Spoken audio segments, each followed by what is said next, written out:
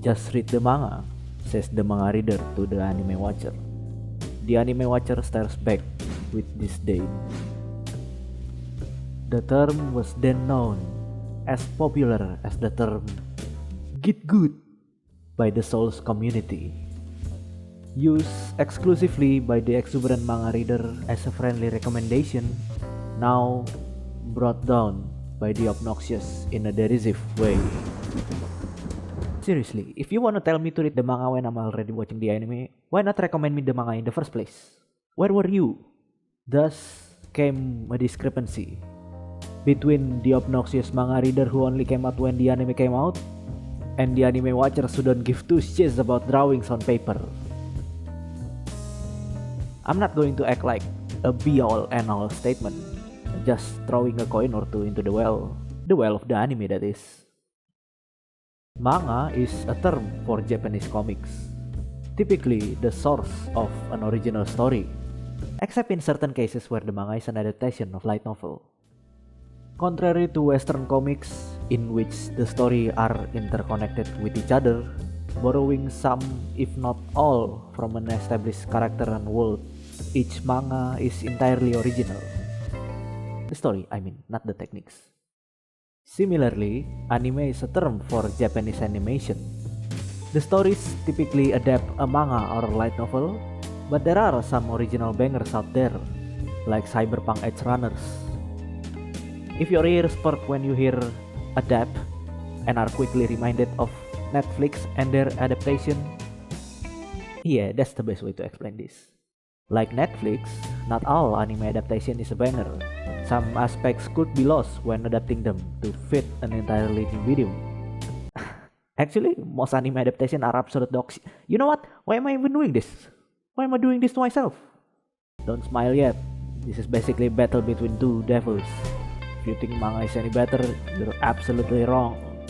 In the same sense, most manga is absolute dog shit as well. If the source is dog water ass piss, why expect better of the anime? No matter how much you polish a shit, it's still shit. Let me return the question back to you. If you were to choose, let's say, a finished anime manga title like Full Metal Alchemist, would you read the manga or watch the anime? Not that one, the Brotherhood. I would personally watch the anime. That's literally the title of the video, in defense of anime. If you choose manga, good on you. You like to control the pacing yourself, you like the compact one page, and you can skip the filler with a flick of a finger. Or maybe you have more reasons, do let me know. For me, while being able to control the pacing yourself is a big plus, I still prefer anime over manga for many other factors. Obviously, the reason why I watch anime is that I want the media I'm seeing to be animated and colored. More so if the title is action heavy like Attack on Titan or Demon Slayer. It's more dynamic and alive, not to mention the colors.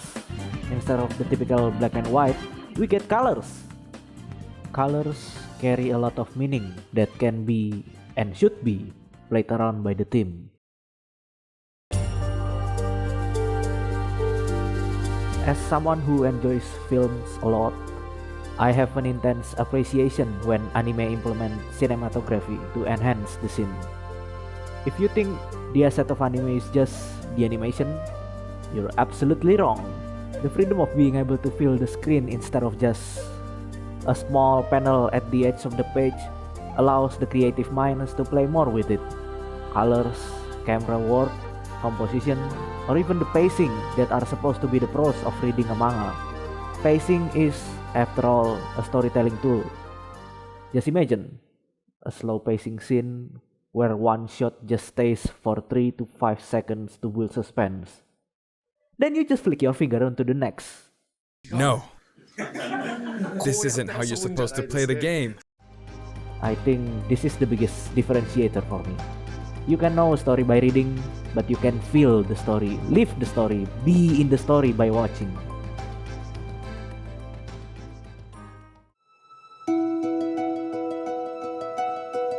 Still on the topic of cinematography, what do you think builds the shot?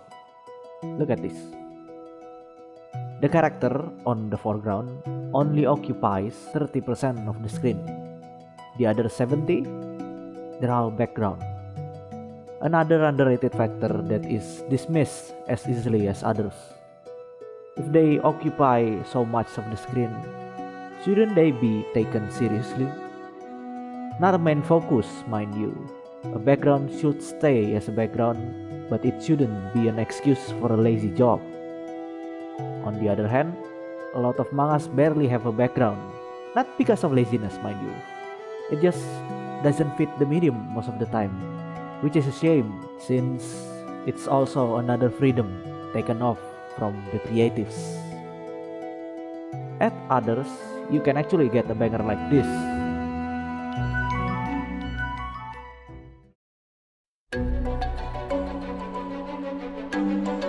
The OG underrated factor that I've already talked about in another video. Music can control the pacing, thus control emotions as well. One could argue that you could just listen to music while reading manga, but that can only go so far. Music in anime is specifically made for them, down to the tone change, the instruments used, leitmotifs, even to the minute detail of a millisecond to fit exactly with the scene it's supporting. You cannot get that handcrafted experience with just listening to music while reading a manga.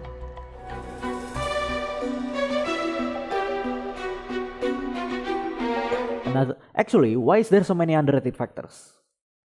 Sound design isn't really being talked about even in Western media, despite how vital it is.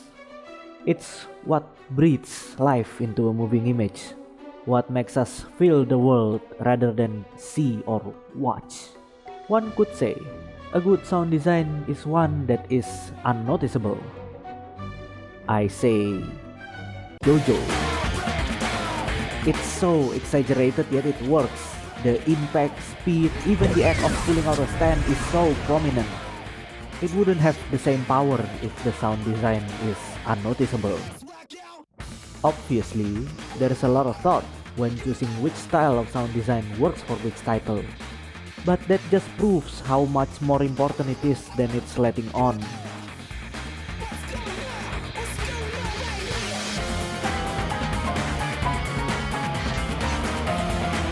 You guessed right, it's underrated. There is also a huge debate over English dub or Japanese dub, but I'm not gonna go there. But if you ask the question why, you'd start to notice how impactful voiceover is for people. Just like acting, voice acting is what sells the characters.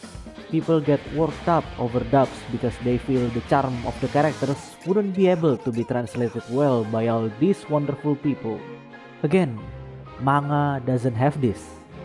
Except if you read the manga with voiceovers. Those are cool. But shouldn't the world be watched at that point? It's less manga, more anime, I think. One could say that to not destroy the voice in one's headcanon, it's better to read.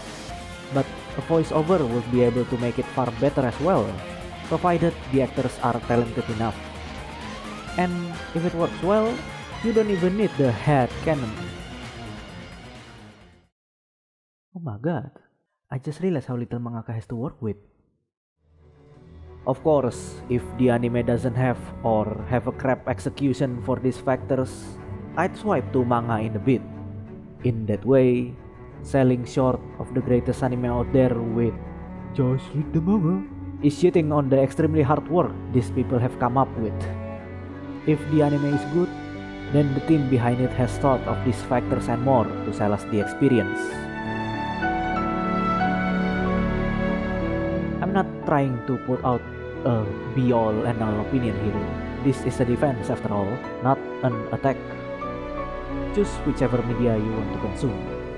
In the end, isn't the point is to just have fun? So, if you can have fun, why destroy the fun of others? You seek fun.